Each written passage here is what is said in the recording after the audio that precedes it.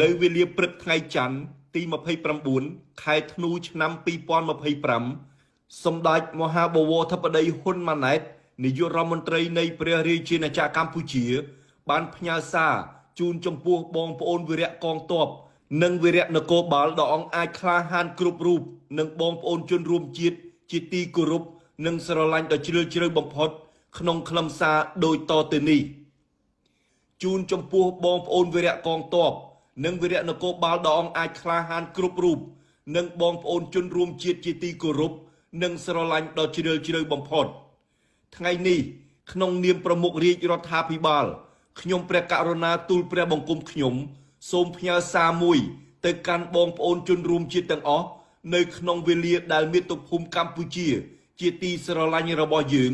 បាននឹងកំពុងរងសោកនាដកម្មនៃសង្គ្រាមឈ្លានពានក្រោយពីការទទួលបានសន្តិភាពពេញលេញ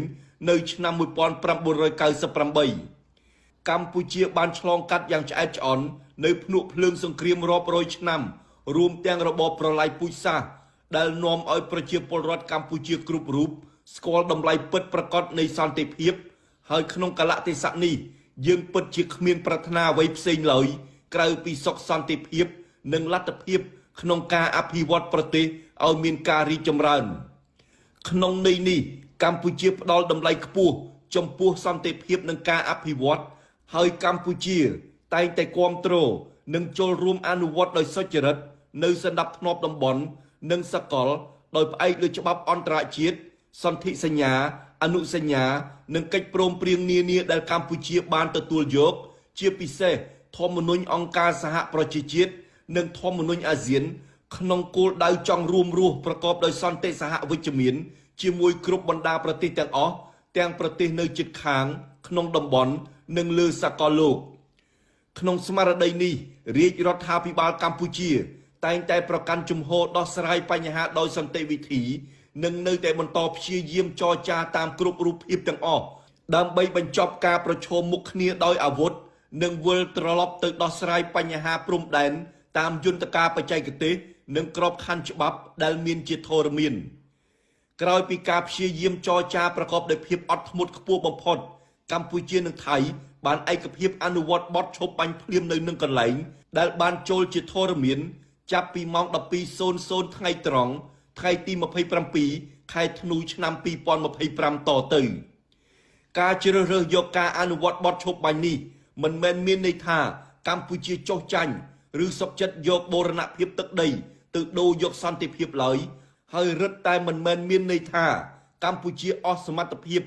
ឬបោះបង់សិទ្ធិស្វ័យការពារខ្លួននោះដែរ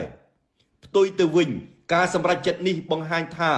កម្ពុជាបានសម្រេចប្រកាន់យកមាគ៌ាសន្តិភាពនិងការតម្កល់អាយុជីវិតនិងសុខទុក្ខរបស់ប្រជាជនជាអាទិភាពចម្បងបំផុតនិងខ្ពស់បំផុតមួយរបស់ខ្លួនបើទោះជាត្រូវប្រឈមនឹងសម្ពាធ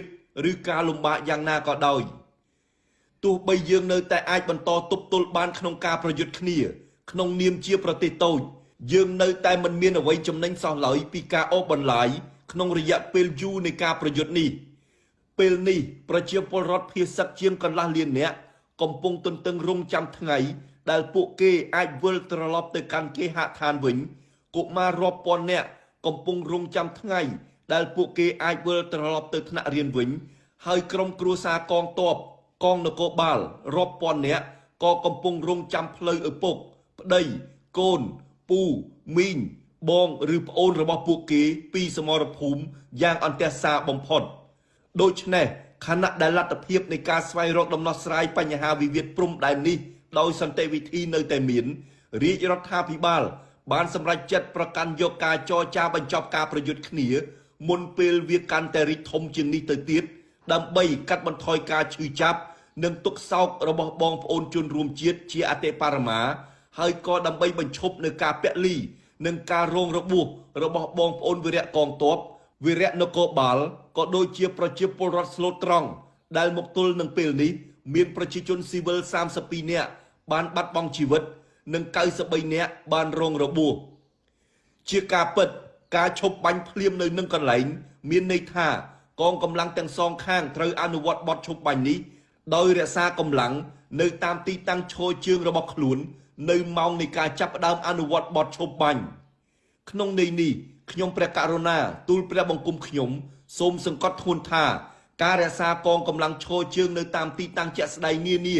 នៅម៉ោងនៃការចាប់ផ្ដើមអនុវត្តបទឈប់បាញ់នេះគឺត្រូវបានទទួលស្គាល់ជាផ្លូវការដោយភាគីទាំងសងខាងថាមិនមានការពាក់ព័ន្ធដល់ការកំណត់ខណ្ឌសីមាព្រំដែនរវាងប្រទេសទាំងពីរនោះឡើយដែលចំណុចនេះត្រូវបានរដ្ឋាភិបាលកម្ពុជាទាមទារកំណត់ច្បាស់នៅក្នុងសេចក្តីប្រកាសរួមនៃកិច្ចប្រជុំពិសេសនៃគណៈកម្មាធិការព្រំដែនទូទៅ GBC រវាងព្រះរាជាណាចក្រកម្ពុជានិងព្រះរាជាណាចក្រថៃចុះថ្ងៃទី27ខែធ្នូឆ្នាំ2025ប្រការនេះបញ្ជាក់ច្បាស់ថាខ្សែព្រំដែនអន្តរជាតិរវាងកម្ពុជានិងថៃនៅតែត្រូវបានកំណត់ដោយសន្ធិសញ្ញានិងអនុសញ្ញាដែលមានស្រាប់ហើយកម្ពុជានៅតែរក្សាបានពេញលេញនៅសិទ្ធិក្នុងការដោះស្រាយបញ្ហាព្រំដែននេះជាមួយនឹងភាគីថៃ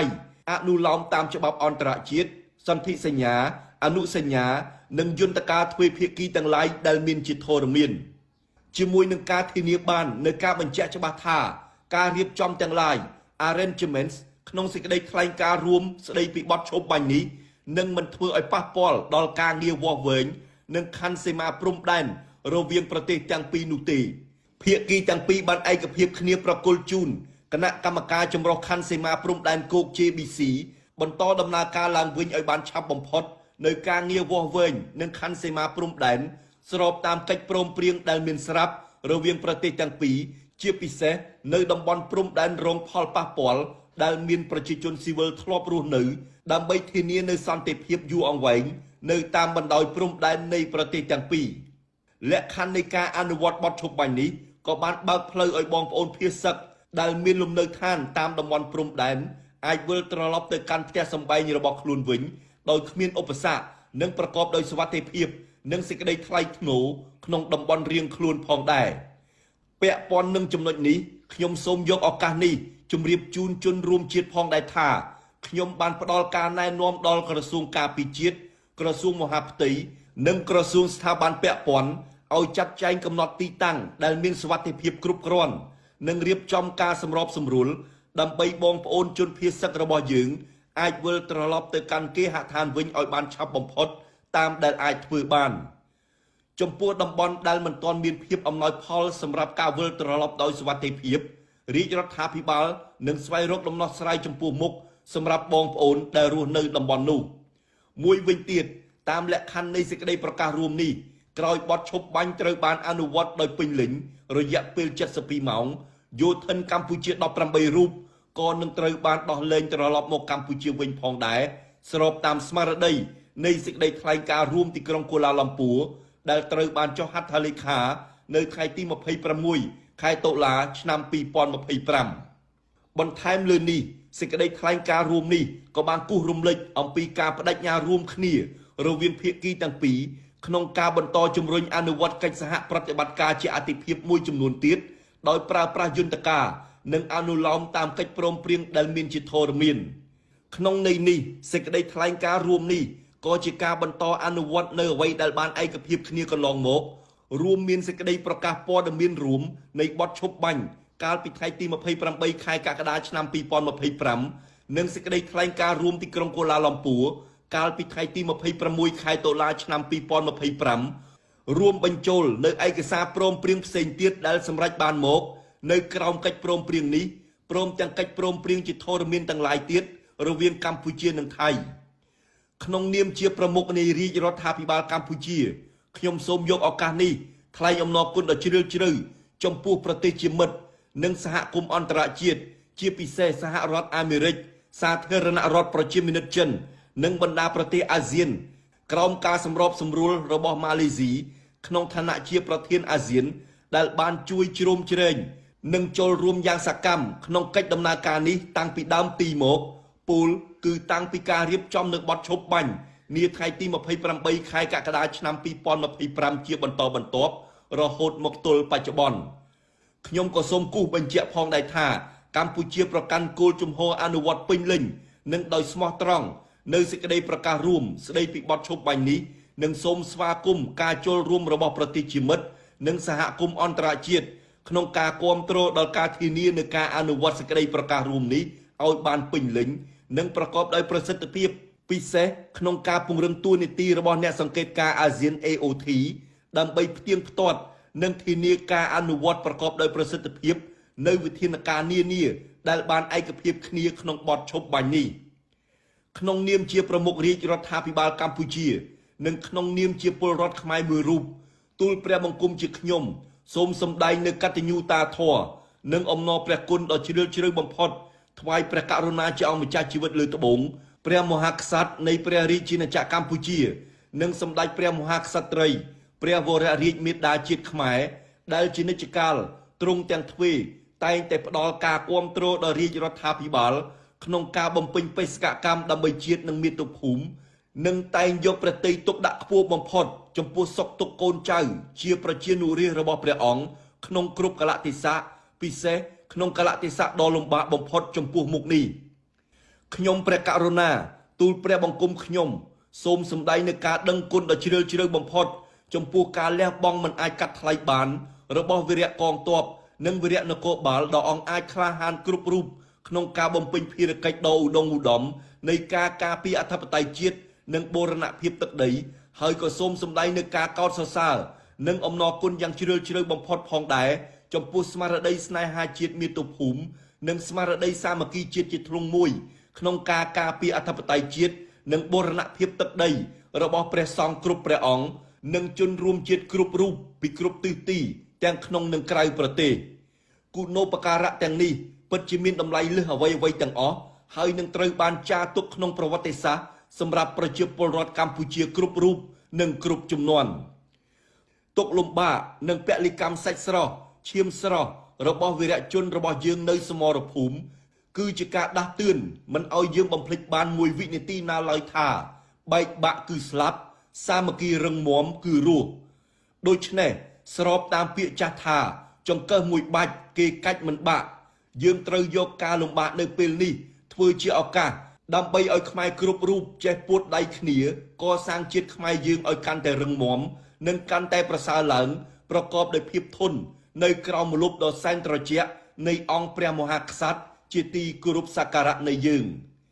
ជាថ្មីម្ដងទៀតបទពិសោធន៍នៃសង្គ្រាមដ៏ឆ្អែតឆ្អន់របស់កម្ពុជាបានបង្ហាញថាសង្គ្រាមមិនអាចបញ្ចប់បានដោយសង្គ្រាមនោះទេហើយមានតែការជ្រើសរើសមធ្យោបាយដោះស្រាយដែលផ្អែកលើច្បាប់ប្រកបដោយសន្តិវិធីនិងការយោគយល់គ្នាប៉ុណ្ណោះទើបអាចបញ្ចប់សង្គ្រាមបានព្រមទាំងអាចបញ្ជៀសបាននៅការបាត់បង់អាយុជីវិតការឈឺចាប់និងការរងទុក្ខសោករបស់បងប្អូនប្រជាពលរដ្ឋខ្ញុំក៏សង្ឃឹមថាបងប្អូនប្រជាពលរដ្ឋយើងគ្រប់មជ្ឈដ្ឋាននិងគ្រប់ទិសទីនឹងបន្តផ្ដល់ជំនឿដ៏មុតមមលើរាជរដ្ឋាភិបាលនិងចូលរួមសាមគ្គីគ្នាក្នុងស្មារតីជាតិខ្មែរតែមួយប្រើប្រាស់តម្លៃនៃសន្តិភាពនេះដើម្បីអភិវឌ្ឍខ្លួនឲ្យក្លាយជាពលរដ្ឋឆ្នើមរបស់កម្ពុជានិងក្លាយជាកម្លាំងដ៏រឹងមាំមិនអាចបំបែកបំបាក់បានក្នុងកិច្ចការពារអធិបតេយ្យជាតិនិងបូរណភាពទឹកដីនិងក្នុងការអភិវឌ្ឍជាតិនិងមាតុភូមិកម្ពុជាជាទីស្នេហាបំផុតនៃយើងឲ្យកាន់តែមានការរីកចម្រើនខ្លាំងក្លាឡើងជាលំដាប់និងក្លាយជាប្រជាជាតិមួយប្រកបដោយមោទនភាពនិងកិត្យានុភាពខ្ពស់ត្រដែតលើឆាកអន្តរជាតិជាចុងបញ្ចប់ខ្ញុំព្រះករុណាទូលព្រះបង្គំខ្ញុំសូមប្រសិទ្ធពរថ្វាយព្រះដេចគុណព្រះសង្ឃគ្រប់ព្រះអង្គនិងជូនបងប្អូនជនរួមជាតិជាទីស្រឡាញ់សូមប្រកបដោយពុទ្ធពរនិងពរទាំង5ប្រការគឺអាយុវណ្ណៈសុខៈពលៈនិងបដិភិនៈកុំបីឃ្លៀងឃ្លាតឡើយ